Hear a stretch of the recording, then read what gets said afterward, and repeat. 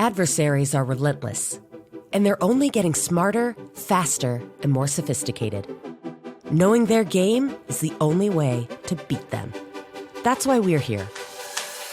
Learn what it takes to protect against even the most sophisticated attacks.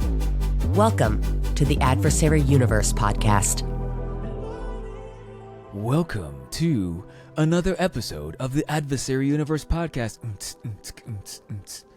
You getting your Europe on? I am getting my Euro on. Actually, I was just in London. I don't know if I can tell you that. Yeah, I was out there for the Jaguars were playing the Rams, and the Rams obliterated them. This is NFL, for those of you not familiar with sports. And it was actually pretty cool. It was, what was it? Sports ball? Sports ball, exactly. It was an episode of Sports Ball that I attended in London, and it was actually a good time. London was great. Old English. Awesome. I don't know about that, but... different kind of Old English over there. Different type of Old English, exactly. And I thought it would be fitting, and the timing, with the timing, to talk a little bit about this new report that we published, right? We're just all about the new reports, aren't we? Well, you know, we really, this year decided that it was time to kind of expand some of our public reporting. We got a lot of feedback. You know, we always do the global threat report, and we do the threat hunting report. And we've done that for over a decade, probably, between the two reports. Every year we do those two. But we put together this LATAM report earlier in the year from our global threat analysis team, and I thought it was fantastic. And it covered everything from, you know, pretty much the tip of Argentina all the way up to Central America and the Caribbean, and covered all the threats and all the various things that we were seeing. And I said, hey, we should roll this out publicly, right? And give kind of a perspective to that region, and also translate it into the languages of that region so that it's more accessible. And then we did the APJ report, and I actually was in Singapore and during the announcement of that, so got to talk to folks about it in the region there, and we talked about primarily the eCrime threat landscape in APJ, and we've obviously done a podcast on this, so if you haven't, go back and you can hit pause now, go back and listen to that podcast where we talk about the APJ threat landscape from an eCrime perspective. Lots of interesting nuggets there, and we thought we would round out the year by covering Europe, which is the other major theater, and there's quite a bit of threat actor activity both on the eCrime side and the targeted intrusion side there. So that was the intent, and I guess we'll have to translate it into English so that we get the U's and things like that back in there. U's, that's funny. No, it's actually a fascinating report. I'm glad that we're actually covering this. And I'm glad that we're getting so much positive feedback from, you know, this regionalized, you know, kind of iteration of what we're publishing. So pretty stoked. We need positive feedback. You know, there's too much negative feedback out there. You know what? I love all feedback, but the positive feedback kind of, you know, it helps every now and then when I'm having a tough day. And you're going to be out at. Your hair looks great. Thank you so much. I had to do a presentation. That's hence the jacket, and I'm literally from one. I'm just giving you positive feedback. You're the best. I don't need the backstory. Great. You know, really? Oh, okay. Well, thanks, man. You know what? I'm just going to accept the compliment. There you go. It's very rare. Take the compliment. Yeah, exactly. That's too funny.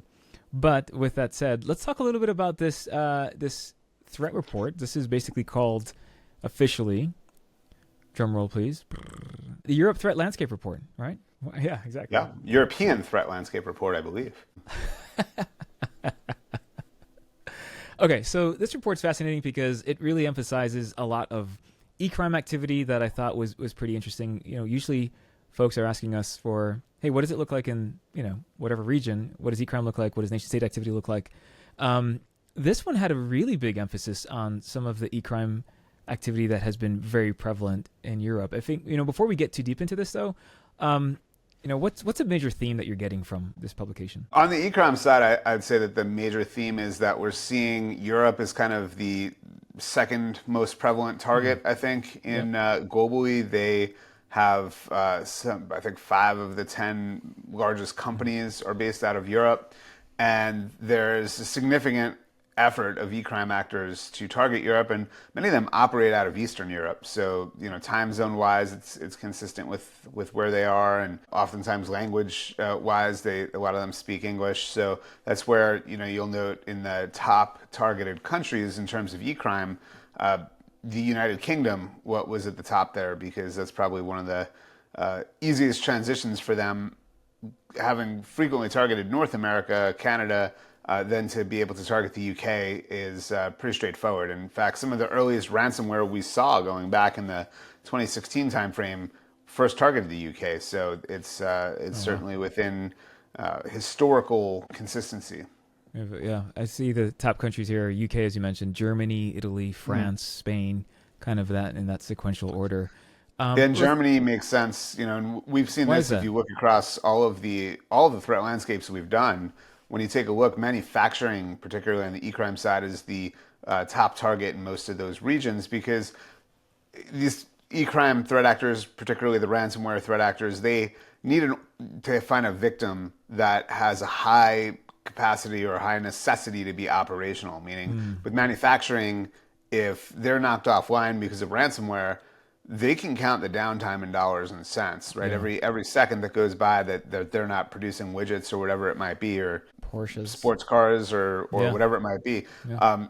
Every second that they're down, they can count that in terms of financial impact, and they're incentivized to pay the ransom because of that, right? They're gonna potentially just pay the ransom so they get back up and running and figure it out after the fact. The same reason that they target healthcare, the same reason that they target professional services and things like that, is that they're looking for organizations that have that operational mandate and likely have the capacity to pay for the ransom because it's impacting their revenue, right? These are profitable targets in most cases. So that's kind of, I think, the big driver there.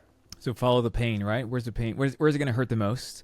And target them because they can't afford to have that downtime. That's exactly. So manufacturing is number one on the list of top sectors that were present in a lot of those DLSs. Yep. And then professional services, technology. But, those two don't surprise me though, right? Because professional services and tech have been kind of number one on the Global Threat Report for the past, 4 or 5 years now. Oh yeah. Technology has been number one in terms of targeted for the last 8 years. Oh, interesting. So technology globally is the number one target for all threats. But when we get into the eCrime, that's where it starts to kind of get a little bit more specific towards organizations that have that operational imperative. And so that's where you see manufacturing, ProServe, technology, which, technology can be platforms, it could be SaaS, it could be things along those lines.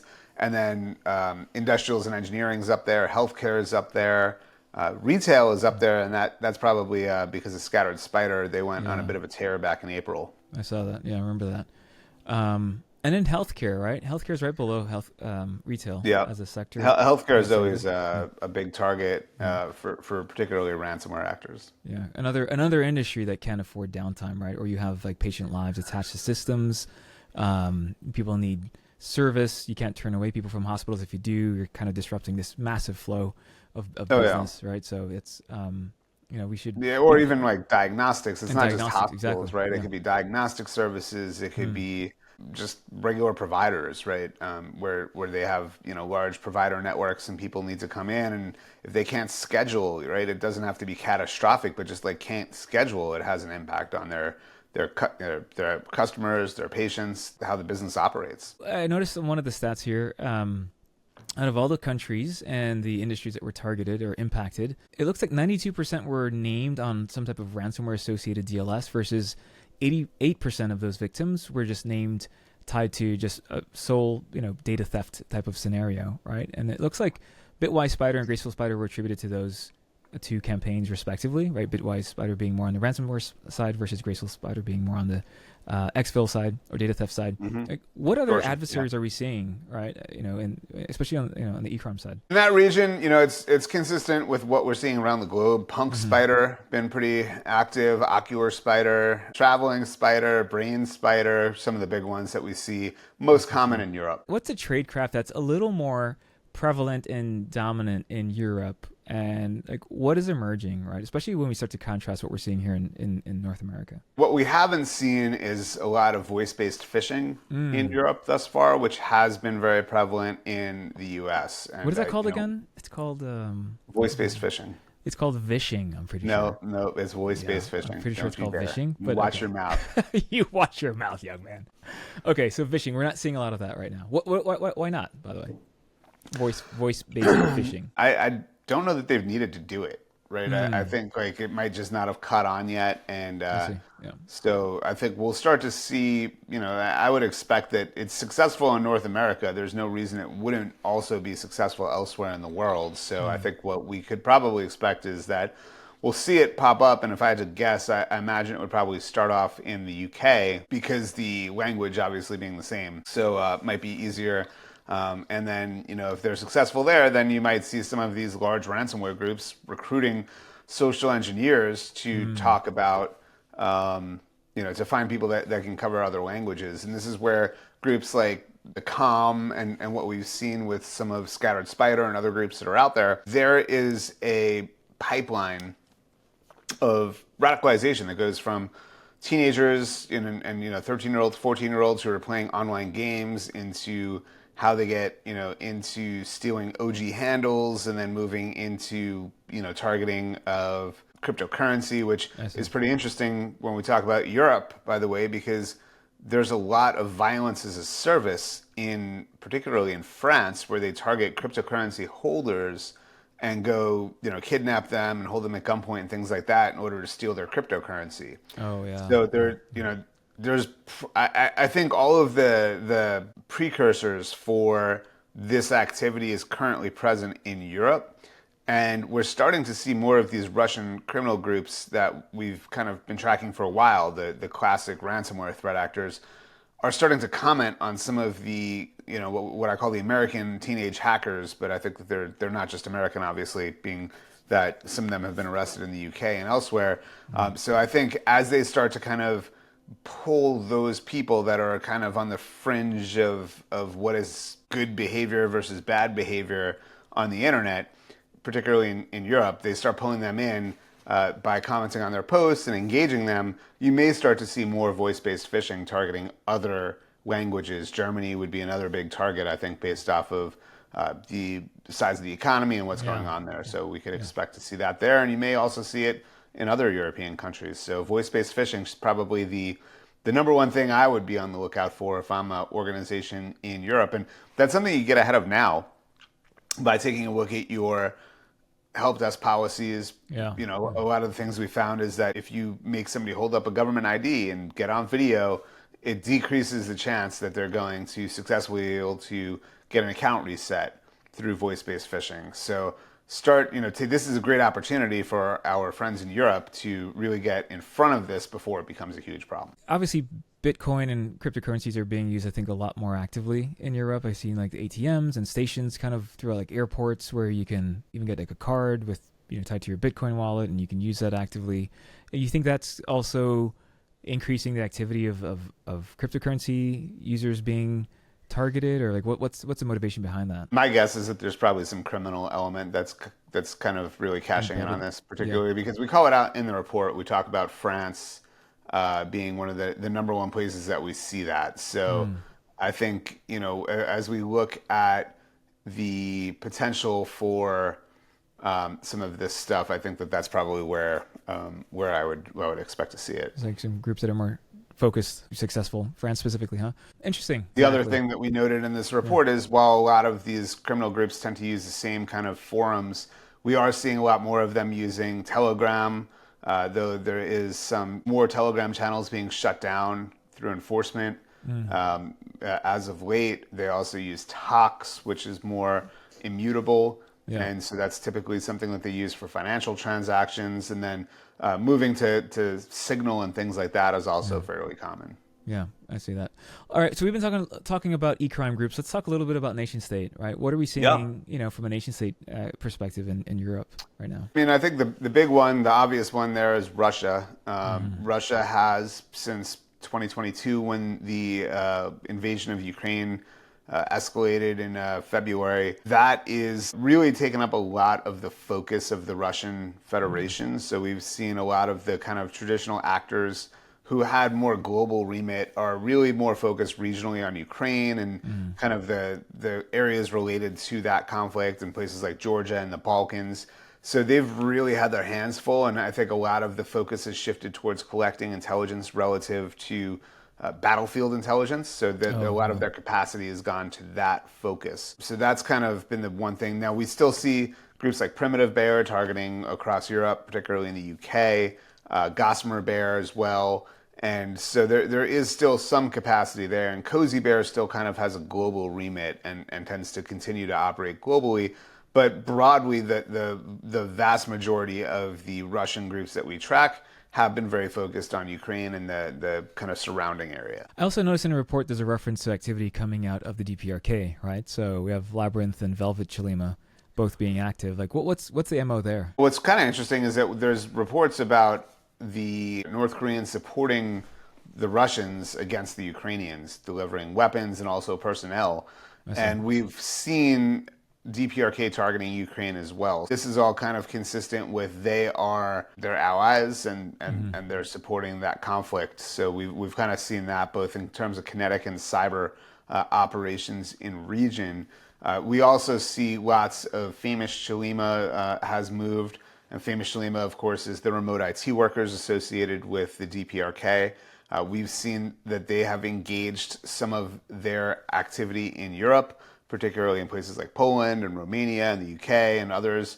So we have seen an increase in that activity there. In terms of the differences between tradecraft from the Russia Nexus adversaries versus DPRK, what are the biggest TTPs that stand out for you, right? Because I noticed that in the report, we're talking a little bit about spear phishing emails, credential phishing, but then also the use of AI in destructive campaigns. What does that split look like across, those two groups? Well, I think the AI stuff has been, the Russians have kind of used some pretty interesting techniques. We talked about at Falcon pretty heavily Lame Hug, where they've got a Python installer that effectively connects through Hugging Face's API to use prompts to generate malicious Python code, which it then executes. The North Koreans have used it more in the remote IT worker world, where they're actually using it to build resumes and attract eyes of recruiters to those resumes and to those LinkedIn profiles. And we've seen that they use that throughout every step of that. But we haven't really seen them do that in more targeted operations. I see. What we have seen is that they have been, targeting. We've seen Labyrinth and Velvet, as you mentioned, targeting the European defense sector. We've seen them targeting financial as well. Obviously, revenue generation being a huge component. Labyrinth Chelima in particular. We've seen Velvet Chelima targeting energy sector. And we've seen the professional services sector being targeted. So what we're seeing broadly across Europe, and I think the other section that we'll talk about in a second is China, is that it's not just the region that's being targeted, but it's what vertical are you in that helps really kind of prioritize which adversaries you need to be thinking about. Okay. So as I mentioned, in the financial services, North Korea is a big concern. But when you get to China, you got a different set of threat actors there and different things that they're interested in. Yeah, so let's talk about that, because you talked about North Korea and Russia, and those are groups that are very conflict-driven in terms of their campaign, right, and some of their tradecraft. But it seems a little different on the China side, or can you explain a little bit why is that different for China? China's been, they've been targeting every vertical, every geo, but as we look across what's happening in Europe, there's many different Chinese adversaries targeting different verticals. So let's go through a couple. Yeah. So healthcare and biotechnology are two sectors that are pretty closely aligned. This is one where we've seen Cascade Panda, which is they were using something called Wind Dealer at a biotechnology entity in Europe, trying to collect probably some intelligence information that would be useful from for espionage purposes and economic espionage. We've seen Mustang Panda conduct operations against healthcare organizations there as well. What's an interesting technique of Mustang Panda, which goes back like probably 20 years now, is USB sticks. They like to send USB sticks to the victim and get them to open that up. Oh, wow. When you look across, from there to government and defense sector, that's where we see adversaries like Treasure Panda and Vixen Panda much more active in those verticals. And we've seen, them targeting across Europe. They've hit, I'm not even going to go through all of them, but there's quite a few in the report. NATO and individual countries have been targeted. And then we see as we look at manufacturing, Vertigo, Panda is a different adversary. So, and we mentioned financial services from a DPRK perspective, but Vault Panda is active targeting European financials. So each vertical needs to take a look through all of the intelligence that's out there to understand what threat actors are targeting them and what are they after and what are their techniques. Because if you're defending against a Mustang Panda, then you're focused more on like device control and USB and making sure that there's not malicious devices getting plugged in, versus if you're in the government sector and now you're more concerned about Treasure Panda or Vixen Panda, who are collecting broad intelligence that will enable the Belt and Road Initiative and the various 5-year plans, and they're doing economic espionage. And certainly if you're involved in high-end chip manufacturing, this is something that the Chinese are very focused on as well. When we look across, academia, there's certainly groups like Wicked Panda and Vixen have targeted that historically. The technology sector is targeted by Genesis Panda. So there's some really cool charts actually in this report that break down what country, what vertical, and what threat actor, because you can't boil the ocean, right? So Sure. you have It's to not just really, a blanket. Yeah. Yeah, you have to really look at what's your vertical, what's your geo, and then build your own threat landscape. And that's part of the purpose of these reports, is to help people start to understand, one, that they need to do that, and two, how do they do that, and give them some information that can enable them to do that. No, I love how this report is so much more surgical, right? With that breakdown, as you mentioned, like where Wicked Panda, is targeting like insurance and they're using Voldemort malware. So I love how it actually breaks down the different sectors broken out by the actual adversaries, which is something a lot of customers have been asking for, right? Like, hey, we always want to get our arms around the tradecraft that we should be worried about the most, given the industry that we're in. To be fair, we've been doing that for 14 years. You just have to get the intelligence reporting to get that. Yeah, so exactly correct. This is a taste of it for free. Yeah, taste of it. It's for the public good. It is for the public good. This report is for the public great, actually. Public great. Look at you. The other one that's kind of interesting is Iran, because let's talk about that. Right now there's these snapback discussions occurring in Europe, where obviously we had the Joint Comprehensive Plan of Action many years ago, the so-called nuclear deal, and the U.S. obviously pulled ourselves out of that. But right now, Germany, France, and the U.K., known as the E3, could potentially trigger the snapback sanctions against Iran. And these discussions popped up in August of 2025. Now, we note that we don't think that the Iranians are going to do anything to disrupt or to invite further pressure from Europe, but they certainly are very interested in what's going on in that process and what's going into the decision-making process there. So, I think what we could expect is increased espionage from some of those Iranian groups to collect intelligence to better understand what's going on within that E3 process. So anybody that's involved in that discussion, particularly on the European government side, should be pretty vigilant, looking out for potential phishing and TTPs of the Iranian threat actors. Got it. No, very helpful. I know we're coming up on time here. There's so much that's in this report that we ask everyone to. It would behoove you to download this report, get familiar with it, even if you're not fully operating out of out of Europe. I think it would be wise to understand even how some of your business partners or some of the technology companies that you've partnered with that do have a very large European presence, how they can be impacted as well. So I think this is a report that is just really great visibility and insights into a very rapidly evolving threat landscape. Any of the adversaries, stand out to you, Adam, that you'd like to kind of wrap up with? The broad thing I would say for our friends in Europe is China is probably my number one concern. That's going to vary country by country, vertical by vertical, but there's no shortage of Chinese threat actors out there. And they are, literally the Overwatch team in 2024 stopped over 320 Chinese intrusions as we picked them up. Yep. And that, I think, really speaks to the persistence of, I just had this conversation with somebody we were talking about back when we called it advanced persistent threats. And advanced is kind of negotiable depending on the threat actor, but persistence is the number one thing to be on the lookout for. And so, they are extremely persistent. And we've seen, they're targeting more technology. So they're, obviously going after network appliances. They've been really exploiting more and more vulnerabilities every single year. And I think Gen AI is going to be a huge issue there. I think in the next 3 to 9 months, Agreed. we're going to be looking at an explosion of vulnerabilities. I think we've said Agreed. this before. Yeah. But, Gen AI is ideal for finding those vulnerabilities. We've got a heavy linkage between academia, private sector, and government in China in terms of finding those vulnerabilities, and they prioritize these unmanaged devices. So that is a huge area of concern, I think, across the European threat landscape.